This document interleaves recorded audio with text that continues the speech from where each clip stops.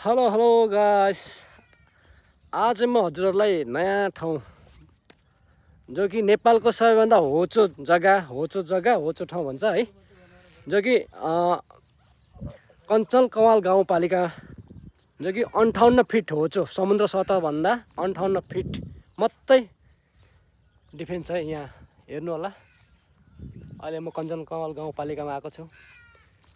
नेपालको सबैभन्दा होचो जग्गा, तपाईहरु पनि आउनु होला घुम्नको लागि। अति नै रमणीय अनि रमाइलो जग्गा छ, सबैजना घुम्न आउनु होला। कञ्चन कवाल गाउँपालिकामा सबभन्दा होचो ठाउँको बारेमा जानकारीको लागि म यहाँ हाम्रो दाइलाई 2 शब्द राख्न चाहन्छु। दाइ, हाम्रो यो ठाउँको लागि कुछ 1-2 शब्द भनिदिनुहुन्छ कि? हवस् त, नमस्ते, म नन्दकुमार लिम्बू। यो चाहिँ नेपालकै सबैभन्दा होचो झापा जिल्लाको कञ्चन कवाल गाउँपालिकामा रहेको स्थान हो। यो चाहिँ समुद्री सतहबाट खालि 58 मिटर मात्रै, सरी मिटर पनि न, फिट मात्रै उच्चा रहेछ के। यो नेपालको सबैभन्दा होचो जग्गा है। यो चाहिँ झापाको कञ्चन कवाल गाउँपालिकामा पर्दो रहेछ। र यहाँ पर्यटकीय स्थलको लागि चाहिँ केही गरौँ भनेर जमर्को चाहिँ गरिराखेको रहेछ। त्यहाँ चाहिँ विश्राम स्थल, टोइलेट, बाथरुमहरू, अनि यहाँ कम्पाउन्ड गरेको रहेछ यता पनि। अब यो कम्पाउन्डदेखि पर देख्नुहुन्छ नि, पर ओभरब्रिज देखिन्छ, त्यो चाहिँ इन्डियाको रेलवे र बसको चाहिँ ब्रिज रहेछ क्या त्यहाँबाट। अनि यो तल्लो टोलहरू देखिएको नेपाल हो। फेरि तल अगाडि तल देख्नुहुन्छ त्यो टावर चाहिँ फेरि इन्डियाको रहेछ, र यो तल्लो टोलहरू जम्मै इन्डियाको रहेछ। गर्दै गर्दै गर्दै जति पनि यो कम्पाउन्ड गरेकोहरू यही होचो भागकै एरिया चाहिँ घटेको रहेछ। र देखिएको भवनहरू चाहिँ यही घुमफिर गर्न आउनेहरूलाई चाहिँ यसो विश्राम गर्नको लागि बनाएको ठाउँ चाहिँ भर्खर सुरु हुँदैछ। केही गरौँला भनेर चाहिँ कञ्चन कवाल गाउँपालिकाले कोसिस गरिराखेको रहेछ क्या यो।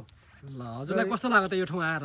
मलाई चाहिँ आज फर्स्ट टाइममा सुनेको थिएँ टिभीमा है, फेसबुक हुन्थी, भिडियोमा देखेको थिएँ, तर आज यही ठाउँमा आइपुग्न पाएँ, मलाई एकदम खुसी लागेको छ। ल, हजुरलाई धन्यवाद छ। हवस्, धन्यवाद।